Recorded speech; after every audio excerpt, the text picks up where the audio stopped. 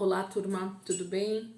Bora lá para nossa leitura, mais um dia aqui com o Senhor, né? Com a palavra. Hoje, sábado, dia 21 de outubro.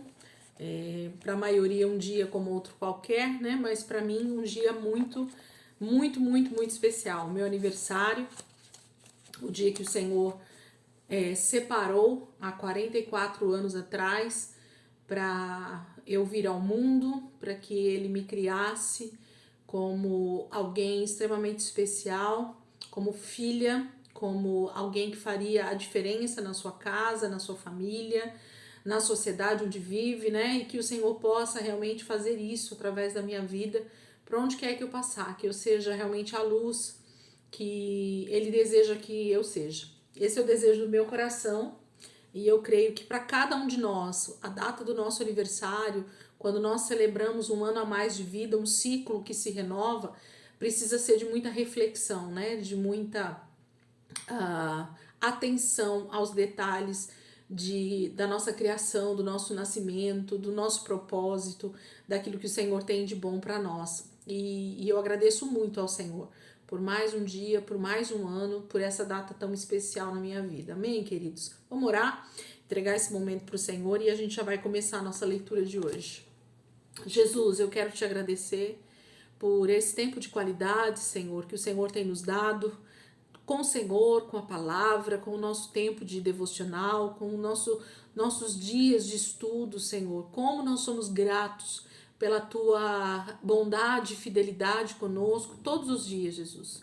Eu sou extremamente grata, Senhor, por esse sábado, por esse dia, pelo meu aniversário, Senhor. E eu glorifico a Ti, Jesus, pela minha vida, pela alegria de viver, Senhor, que o Senhor tem me dado, pelo privilégio de ter mais um ano de vida, Senhor, ao lado da minha família, dos meus amigos, das pessoas que amamos, Senhor. Eu te louvo, Jesus, e te agradeço por mais esse dia, em nome de Jesus. Amém, queridos? Vamos lá? Então, semana 43, né? Nós estamos aí já chegando nos últimos 2 dias, sábado e domingo. Hoje é o dia 6 dessa semana, então sábado, dia 21 de outubro.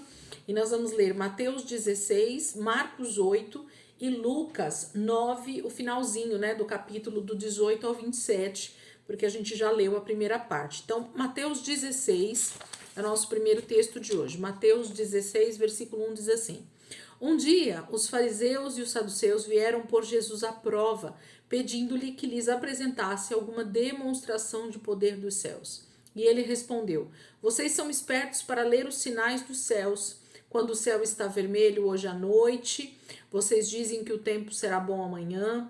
Quando o céu está vermelho de manhã, vocês dizem que o tempo será mau o dia todo.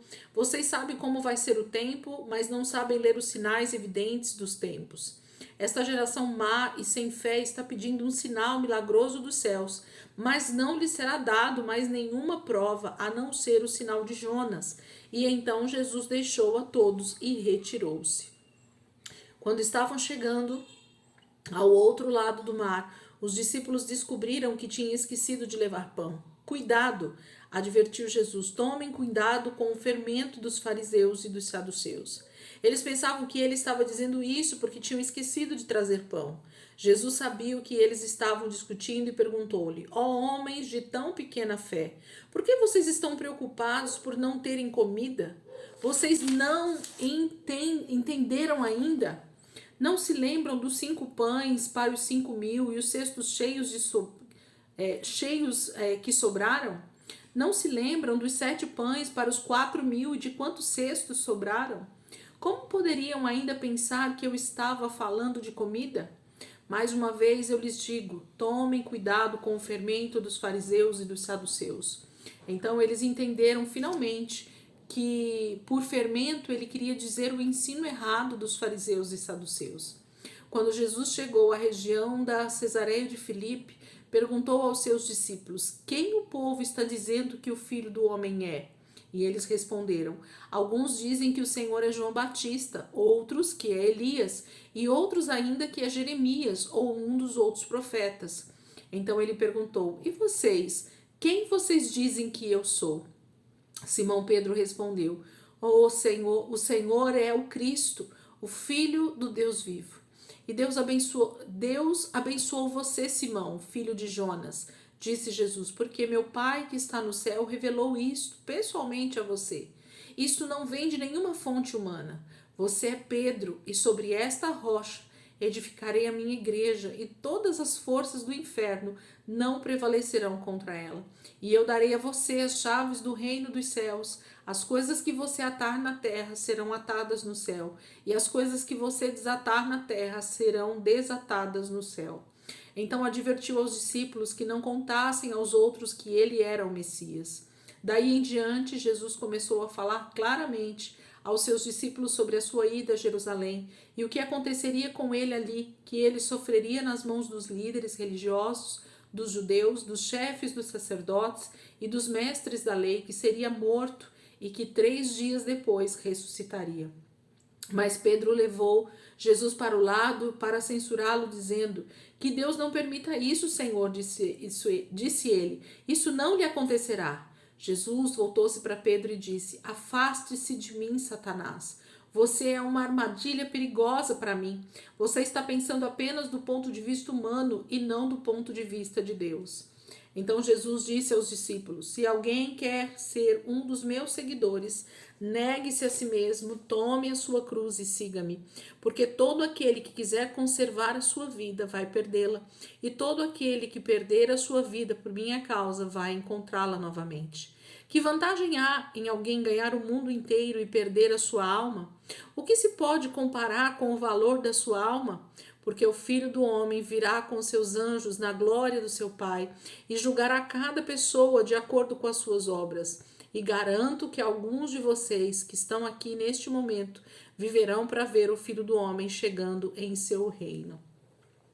Capítulo 16 aqui de Mateus, então a princípio fala a respeito desse questionamento, né, dos fariseus e dos saduceus, dos religiosos da época, querendo sinais de Jesus, de que ele realmente era o Messias, de que ele realmente era o Cristo de Deus, né, o Filho de Deus.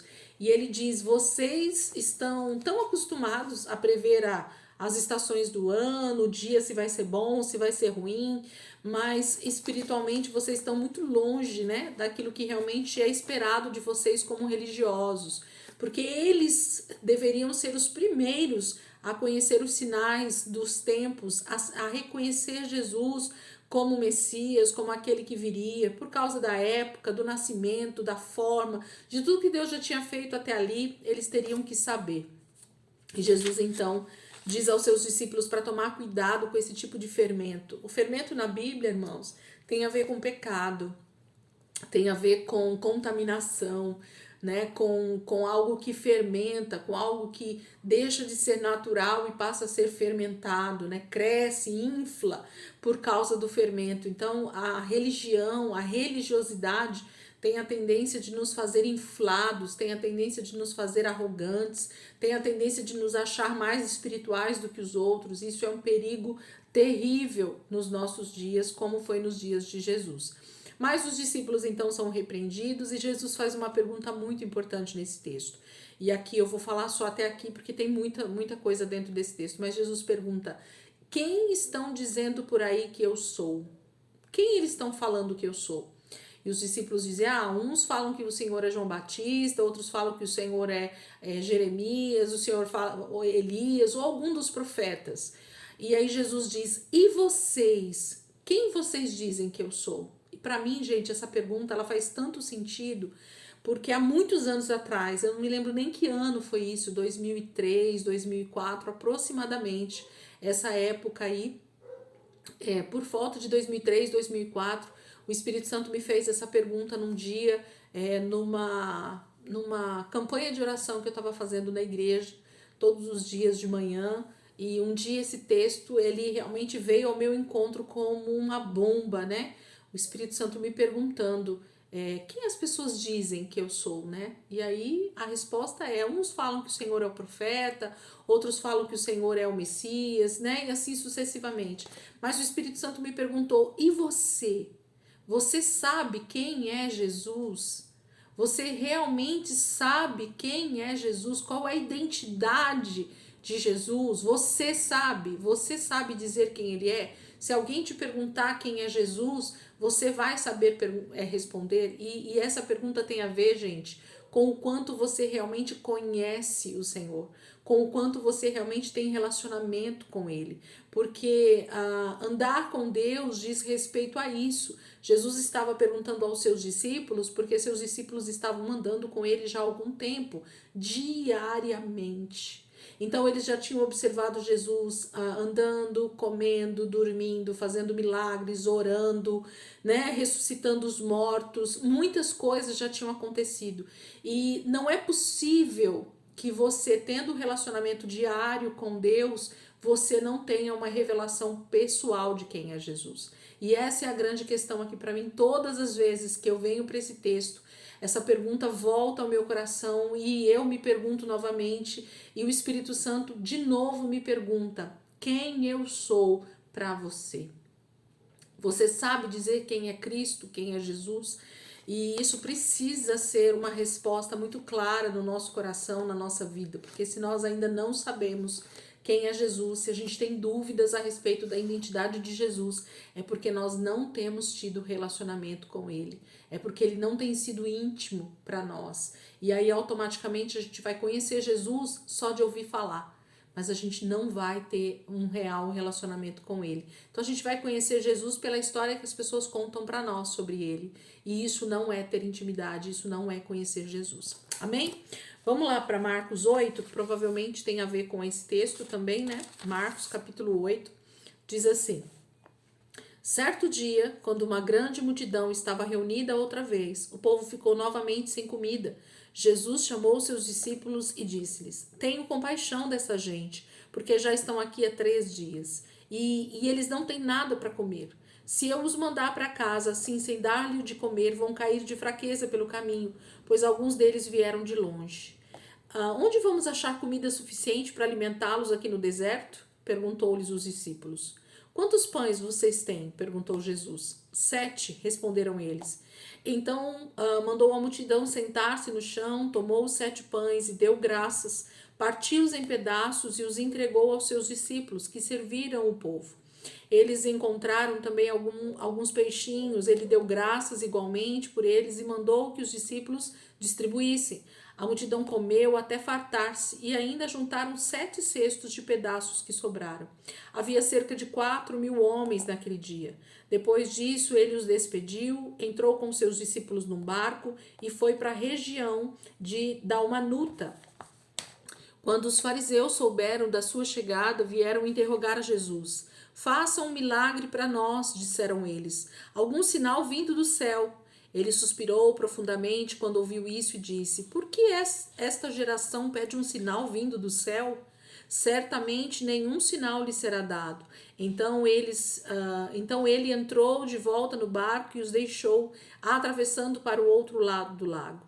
Mas os discípulos se esqueceram de levar pães antes de saírem, de modo que só tinham um pão no barco. Quando estavam fazendo a travessia, Jesus lhes advertiu: tomem cuidado com o fermento dos fariseus e com o fermento de Herodes.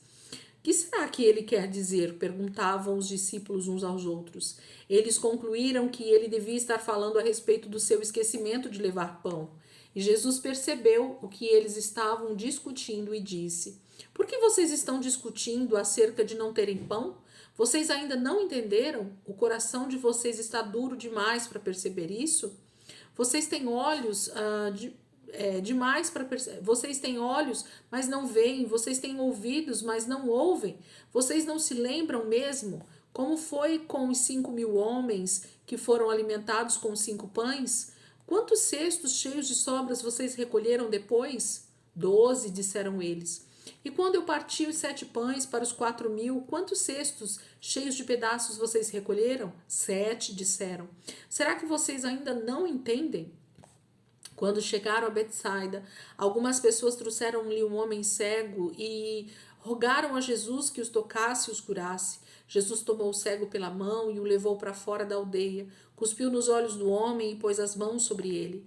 Pode ver alguma coisa? Perguntou-lhe Jesus. O homem olhou em volta e disse: Sim, disse ele. Vejo homens, mas não posso vê-los claramente, eles parecem árvores andando. Então Jesus colocou novamente as mãos em cima dos olhos do homem, e quando seus olhos foram abertos, a sua vista estava completamente recuperada, e ele via tudo claramente. Jesus mandou-o para casa, para junto da família. Não passe pela aldeia, disse ele. Nisso, Jesus e seus discípulos deixaram a Galiléia e saíram para as vilas de Cesareia de Filipe. Enquanto caminhavam, ele perguntou: Quem o povo pensa que eu sou? Quem estão eles dizendo a meu respeito? Alguns deles dizem que o Senhor é João Batista, responderam os discípulos, e outros dizem que é Elias ou outro profeta antigo. Então ele perguntou: Quem vocês dizem que eu sou? Pedro respondeu: O Senhor é o Cristo. Mas Jesus ordenou-lhe que não contassem isso a ninguém. E daí em diante começou a ensinar os discípulos, dizendo: O Filho do Homem terá de sofrer muito. Ele será rejeitado pelos líderes religiosos, pelos sacerdotes principais e pelos mestres da lei. Ele será morto e depois de 3 dias ressuscitará.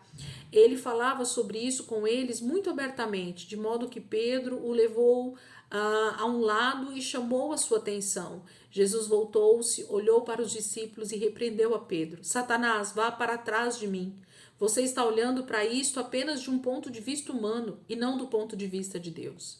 Depois ele chamou seus discípulos e o povo e disse: Se qualquer um de vocês quiser ser meu seguidor, deve pôr de lado seus próprios interesses, tomar sobre os ombros a sua cruz e seguir-me. Se você insistir em salvar a sua própria vida, você a perderá. Somente aqueles que põem de lado a sua vida por minha causa e por causa da boa nova é que a salvarão. E qual é o propósito que um homem tira se ele ganhar o mundo inteiro e perder a sua alma? Ou o que um homem poderia dar em troca de sua alma?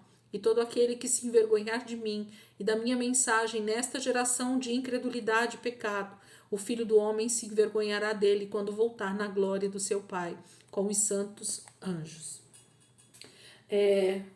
O capítulo 8 também fala exatamente sobre essas mesmas passagens, né? Sobre os fariseus e saduceus quererem um sinal, sobre Jesus repreender os seus discípulos a respeito de não se contaminarem com o fermento desses religiosos, e aí Jesus ensina para eles algumas coisas sobre essa questão. Depois ele pergunta sobre quem ele é para as pessoas e quem ele é para os seus discípulos, e por fim ele então fala sobre essa questão da incredulidade, sobre essa questão deles não compreenderem a mensagem de cruz, de ressurreição que ele está trazendo, né? Pedro, ao mesmo tempo que revela que ele é o Cristo, ele se escandaliza com a morte de Jesus, né? Então a gente precisa tomar muito cuidado com as nossas perspectivas a respeito do reino de Deus, né? Com aquilo que Deus está fazendo, que ainda que aparentemente seja ruim, e a morte de Jesus era muito ruim, mas isso era para a glória de Deus, né? Para que o reino de Deus fosse então inaugurado nessa terra. Então, não era algo ruim, era algo extremamente possível e agradável aos olhos de Deus. Capítulo 9 de Lucas agora. A gente vai finalizar então Lucas 9 com o restante do texto aqui no versículo 18 em diante. Vou pegar aqui, gente, 16, 17, 18, do 18 em diante. Vamos lá? Então, Lucas 9, do 18 até o final, que é um texto até grande, né? Lucas 9, do 18 ao 27. Nem vai terminar tudo, gente, porque ele é bem grande. Ele tá pedindo para ler só até o 27. Então, vamos ler até o 27, tá bom? Lucas 9, 18 ao 27. Diz assim: Um dia, quando estava orando sozinho com seus discípulos por perto, Jesus aproximou-se e perguntou-lhes: Quem o povo está dizendo que eu sou? João Batista, disseram eles. Outros, Elias, ou um dos outros profetas antigos que se levantou dentre os mortos. Então ele perguntou-lhes: Quem vocês dizem que eu sou? Pedro respondeu: O Cristo de Deus. Jesus deu-lhe ordens rigorosas para não falarem isso a ninguém. Porque é necessário que o Filho do Homem sofra muito, disse ele, seja rejeitado pelos líderes religiosos, pelos sacerdotes principais e pelos mestres da lei, e seja morto e ressuscitado no terceiro dia. Então ele disse a todos: aquele que quiser me seguir deve pôr de lado seus próprios desejos e carregar sua cruz cada dia e me acompanhar. Quem insistir em salvar a sua vida a perderá, mas quem perder a sua vida por minha causa a salvará. E que vantagem há em ganhar o mundo inteiro e perder a vida ou ser destruído? Quando o Filho do Homem vier na sua glória e na glória do Pai e dos anjos, ele se envergonhará de todos aqueles que agora se envergonham dele e das suas palavras. Porém, esta é a pura verdade. Alguns de vocês que se acham aqui não morrerão antes de verem o reino de Deus. Então, até aqui, né? Até o 27. Então, a gente depois vai terminar o restante dos versículos aqui desse capítulo 9. É o mesmo texto, né? Jesus perguntando aos seus discípulos a respeito dessa questão de quem as pessoas estão dizendo que ele é, né? E ter essa identidade de Jesus fará toda a diferença na nossa caminhada de fé, na nossa caminhada de cristianismo, né? Então, nós precisamos olhar para a palavra e ter relacionamento com Jesus para que ele se revele para nós como o Messias, como o Cristo de Deus, né? Como aquele que veio para cumprir todo o propósito do Pai nessa terra como homem, morrer em nosso lugar, ressuscitar ao terceiro dia, estar à direita do Pai, e ele vai voltar para instaurar completamente o reino de Deus nessa terra, o seu reino, o trono, né, do seu reino nessa terra, e trará a restauração de todas as coisas, e seus inimigos serão então vencidos para a eternidade. Amém, queridos? Gente, Deus abençoe. Ótimo sábado para vocês. Aproveitem o final de semana. Não sei como tá aí na cidade de vocês, onde vocês estão vendo esse vídeo, mas aqui em São Paulo tá bem friozinho. Então, é um final de semana realmente para a gente aproveitar para ler a palavra, para meditar, para fazer pequenos estudos, né? Para ver um bom vídeo a respeito de um tema que a gente está estudando. Então, passem tempo com o Senhor, leiam um bom livro, né? Não sei se vocês estão lendo alguma coisa fora a Bíblia, mas é uma oportunidade extremamente importante para que isso aconteça, aproveitando o final de semana, um tempo de descanso aí com o Senhor. Amém? Deus abençoe, ótimo dia aí para vocês, e amanhã, domingo, se Deus quiser, a gente continua aqui nossa leitura em nome de Jesus. Amém? Deus abençoe.